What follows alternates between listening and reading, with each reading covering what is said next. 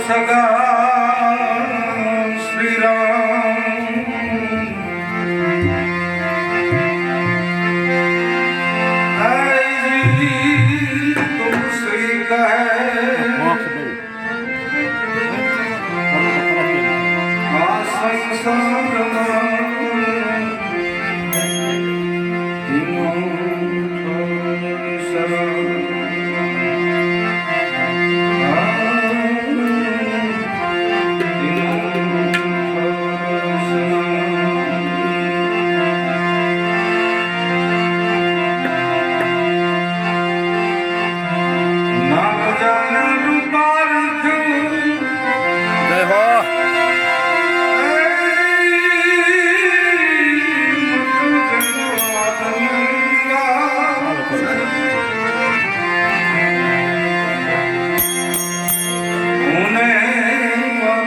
तुमसे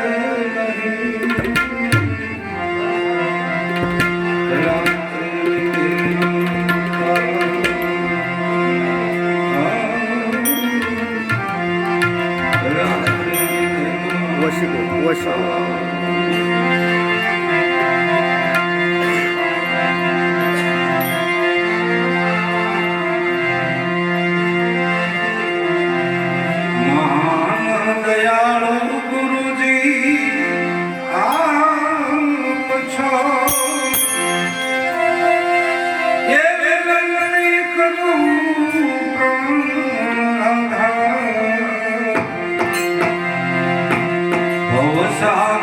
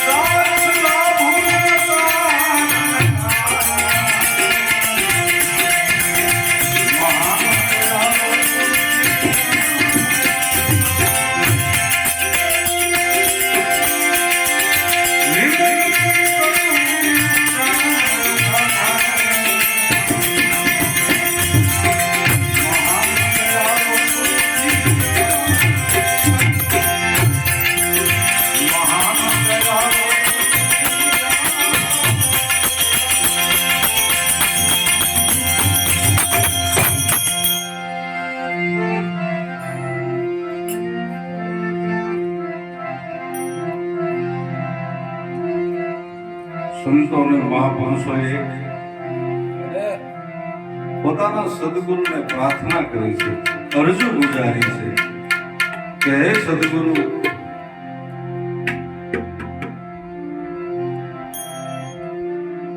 કે તમારી આ માયા છે એ જીવને ભૂલો પાડે છે અને આ માયામાંથી મને ઉગારજો એવું દાદાશ્રી આ ભજનની અંદર કહે છે. મહાન દયાળુ ગુરુજી આપ છો,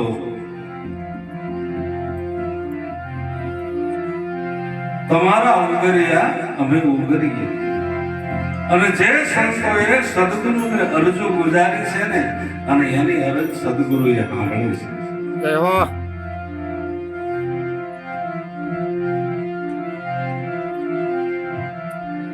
આ જગતની અંદર જેમ દેવાજ પંડિતે આગેમ વાણી ભાખી અને આગેમના જેમ યાંધાણ બતાયા, એમ દાદાશ્રી આપણી વૃત્તિની વાત કરે છે કે વૃત્તિની અંદર કયા પ્રકારે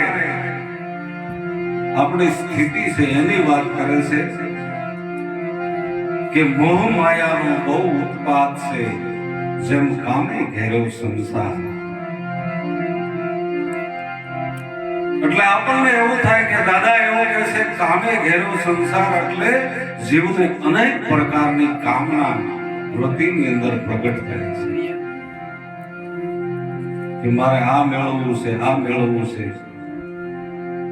પણ સંતો કહે છે કે ધાર્યું ધણીનું થાય, તમે ખોટી કલ્પના સિદ્ધ કરો, ધાર્યું ધણીનું થાય.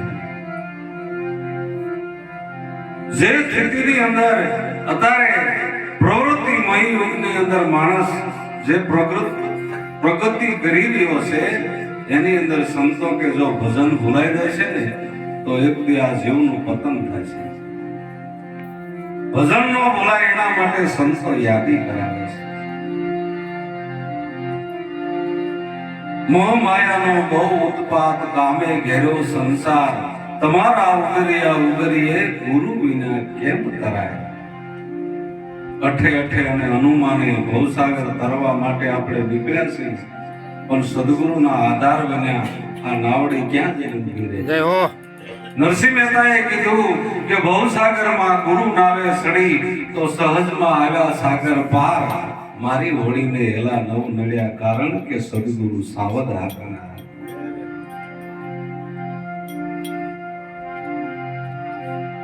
કેમ કે જે ભવસાગર પાર કરીને આયા છે એને સામો કિનારો દેખાય છે ને, એટલે અને ઈ નાવની અંદર આપણે બેઠા હોય અને સુકાન સદગુરુ એક બાળ્યું હોય તો એ નાવને બધી ભૂલવાની શક્યતા નથી. અને જે સંતો મહાપુરુષોએ આ ભવસાગર તર્યો અને ભવસાગર પાર ઉતર્યા, એમાં તમે જોવો ને તો આધાર સદગુરુનો આગળ મેળ્યો છે. કારણ કે રાજાનો કુંવરનું મૃત્યુ થયું છે, અને જેને આપણે સંત સૂફી સંત જે ઓલું ભજન આવતું, તો ઈ નામ તારણ ધરો ઉનકા ધારણ, તો નિવારણ કરેગા, ઈ મુરાદન સ્વામીનું છે. અને સૂફી સંત છે પણ મસ્ત ફકીર ઓલિયો પુરુષ, કોઈ એને ગાંડો ગણે એવો માણસ.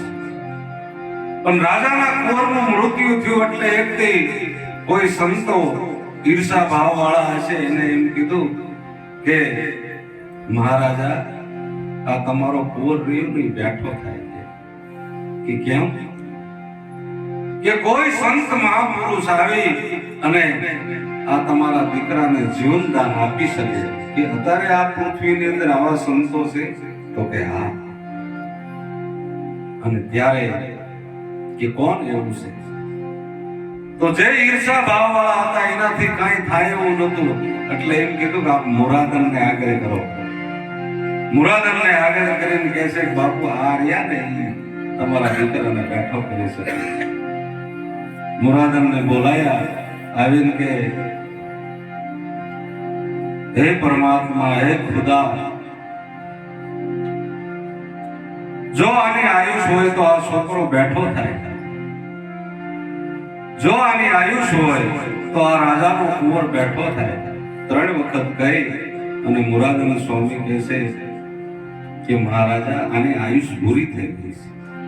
હવે આ દીકરો બેઠો ન થાય કે તમે બધા સંતો બિરાજો છો અને બીજા બધા કે આ મુરાદન છે ને મણા બેઠા કરે છે એને કયો જરૂર એની આયુષ આપી શકે.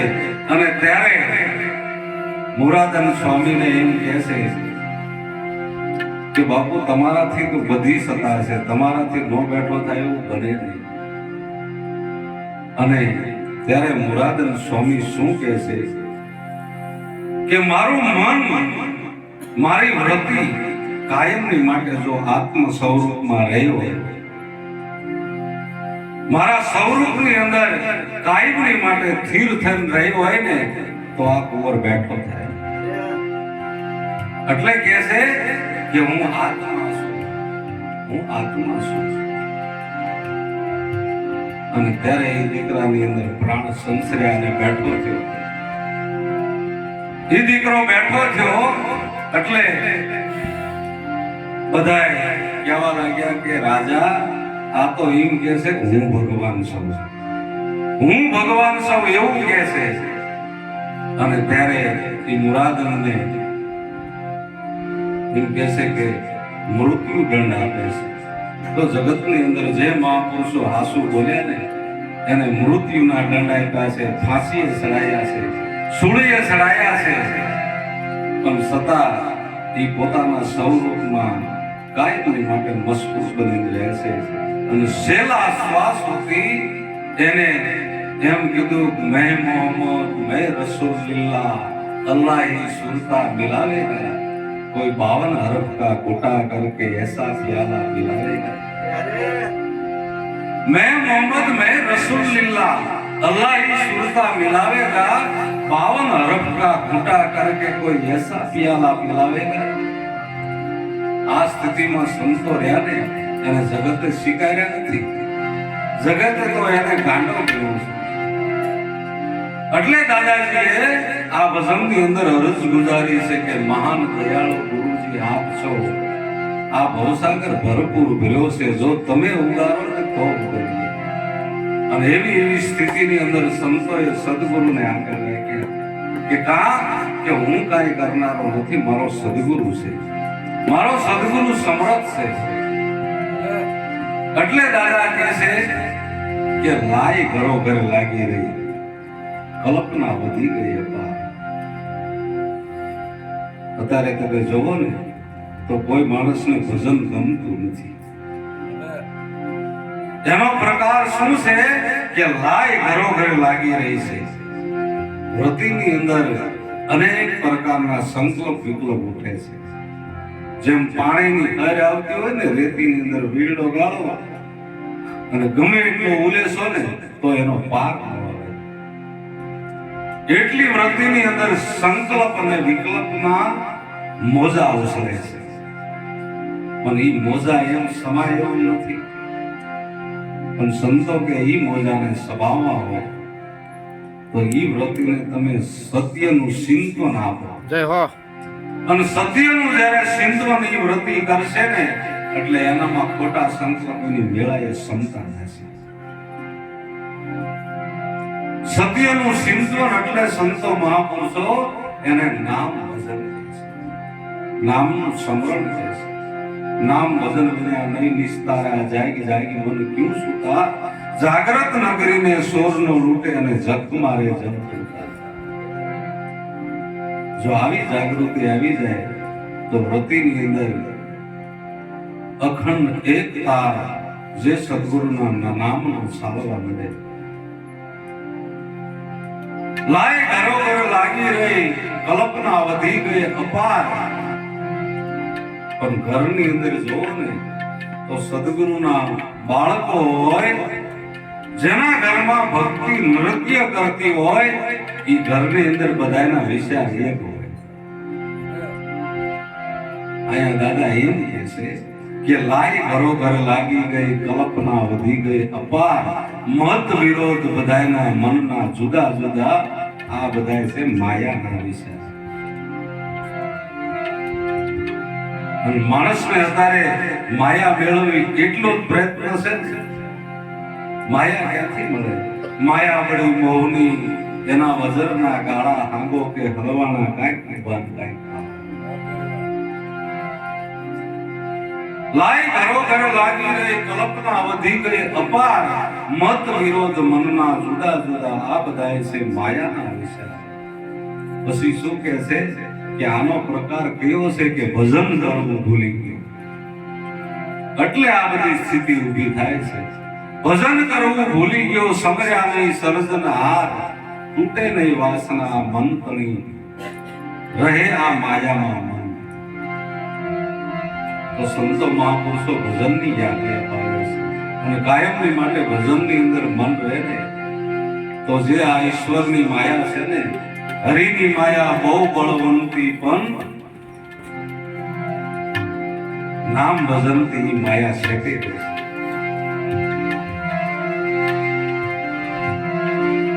હરિની માયા બહુ બળવંતી પણ સંતો પાસે હારે, શ્વાસે શ્વાસે સ્મરણ કરતા પાસે પાતક જાય. કેસરી કેરે નાદે નાસે કોટી કુંજર જૂથ, હરિની માયા બહુ બળવંતી પણ સંતો પાસે હારે. બજરંગદાસ બાપા જેને આપણે ઓલિયા પીર તરીકે ઓળખવી છીએ, અત્યારે ગામડે ગામડે જેની વડી માયા એના શરણમાં આવી અને એમ કીધું કે મારે આજીવન તમારી સેવા કરવી છે, કે મારે એ માયાને શું કરવી છે.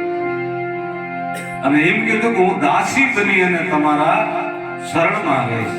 અને આમ બંટેની અંદર હાથ નાખે તો એ બંટેની અંદરથી કોઈ માયા ખૂટતી નથી. પણ માયા એને આધીન થઈ ગઈ, એને ઈ માયાને આધીન નતા થયા. ભજન કરવું ભૂલી ગયો, સમર્યા નહીં સર્જન હાર, તૂટે નહીં વાસના મન તણી, રહે માયામાં મન. પછી છેલ્લે ચરણની અંદર કહેશે કે સમરથ સાંભળજો તમે વિનંતી, મને માયા વ્યાપે નહીં કોઈ વાર. હે સદગુરુ મારા ઉગારામ, મારી વિનંતી તમે સાંભળજો કે મને કોઈ દી માયા વ્યાપે નહીં. અને કાયમની માટે કે ભવ ભવ ગુરુ ભેળા રહેજો, દાસ લાભના તારણમાં. ભવ ભવ સદગુરુ ભેળા રહેજો. કદાચ એક જન્મની અંદર ભવ પાર ન ઉતરાય ને તો કૃષ્ણ ભગવાન ગીતાજીની અંદર બોલ્યા છે બીજો યોગ હું તને આપીશ. જો આની અંદર તારું મન રહી ગયું અને ભવ પાર ન ઉતરાણું, પોતાના સ્વરૂપની ઝાંખી ન થઈ, પોતાના સ્વરૂપની ઝાંખી થઈ નહીં થવાનું કારણ શું છે? કે સંતો એમ કહે છે કે આ દેહ રહ્યો ને એને કોઈ પ્રકારનું બંધન છે તો આત્મા છે એ તો કોઈથી બંધાયેલો છે, પણ બંધન કોને થયું છે? તો સંતો એમ કહે છે કે આપણું મન, એને સંતો સૂક્ષ્મ શરીર કહે છે. સૂક્ષ્મ શરીર છે એ રામ બાવાએ પંચીકરણની અંદર લખ્યું છે કે આ સૂક્ષ્મ શરીર છે ને એ કોઈથી મરતું જ નથી. અને જેવી જેની વાસના હોય ને એવો દેહ ધારણ કરે છે. પણ ઈ સૂક્ષ્મ શરીરને આ દેહ હોય સ્થૂળ દેહ, અને ઈ સૂક્ષ્મ શરીરને કારણ દેહની અંદર સમાવી દો ને એને સંતો મોક્ષ થયો કહે છે. પણ કારણ અને મહાકારણની અંદર જ્યારે સમાય, સ્થૂળ સૂક્ષ્મ અને કારણ, પણ આ ત્રણેયનો આધાર છે ને મહાકારણ છે. મહાકારણ એટલે જેને આપણે ઈશ્વર કહેવીએ, આત્મા કહેવી, પરમાત્મા કહેવી, સદગુરુ કહેવી, એ મહાકારણની અંદર છે. મહાકારણ એટલે સંતો એમ કહે છે ને કે હામો દેખાય સ્થૂળ દેહ અને આપણને એમાંથી આનંદના ઉભરા આવે સૂક્ષ્મ દેહ, બેનો આધાર પ્રાણ. તો પ્રાણ એ પરમાત્માનો પ્રતિનિધિ છે. પ્રતિનિધિ એટલે આપણે અહીંયા શીખવાના ઘરે આવ્યા તો આ એનું મકાન કહેવાય ને. આ મકાન છે શીખવા નથી, પણ આ મકાન એનું કહેવાય. એમ પરમાત્માનો જો મહેલ હોય ને તો પ્રાણ છે. અને વળે આ કોઈ સંત ઉદારામનો ઠરાવ નહીં, સંત રવિ સાહેબનો ઠરાવ નહીં, સંત કબીર સાહેબનો ઠરાવ નહીં, સંત રામાનંદનો ઠરાવ નહીં, પણ જે વસ્તુ આપોઆપ પ્રગટ જે વસ્તુ થાય એ કોનો ઠરાવ થયો? જે આપણા ઘટની અંદર આપોઆપ વસ્તુ પ્રગટ થાય જેને ગર્ભ ગાયત્રી કહેવામાં આવે છે. મૂળદાસે કીધું ને કે સોહમ સોહમ જપો મૈયા શંકરે શબ્દ સુનાયો હે, જપો અજંપા જપો ગાયત્રી જેનાથી જન્મ મરણ ભેટાયો હે. તો આ નામ કોને કોના પાસે પરખાયું કે સોઈ નિજ નામ કયો આદિ નારાયણ, જેને બ્રહ્મા કો ભેદ બતાયો હે, બ્રહ્માજી બ્રહ્મ વેદ ગણ્યા જેને નિગમ નામ કરાયો હે. સોઈ નિજ નામ કયો સુખદેવજીએ પરીક્ષિત કો પઢાયો હે, 7 દિવસમાં મોક્ષ કિલો નરકાદિથી છોડાયો है. सोई निज नाम का सकल संसारा सर्वे उनकी माया है, कहे मूलदास आत्मा अविनाशी आ गुरु प्रतापे पाया है. आ नाम नो आવો પ્રતાપ છે. અને ઈ નામ હરેક ના ઘટની અંદર બ્રહ્માનંદ સ્વામી કીધું કે સોહમ સોહમ સદા બોલ रही बहना, होता है अष्ट पर यही वेद का कहना. જે આ શબ્દ છે ને એ પ્રાણની અંદર પ્રગટ થાય છે. અર્જુન દાદાએ જ્યારે ઉપદેશ નતો લીધો અને નેપાળના માતાજીએ એવું કીધું કે મહારાજ તમારામાં શ્વાસ ચલતા હે ને વો અખંડ રામ હે.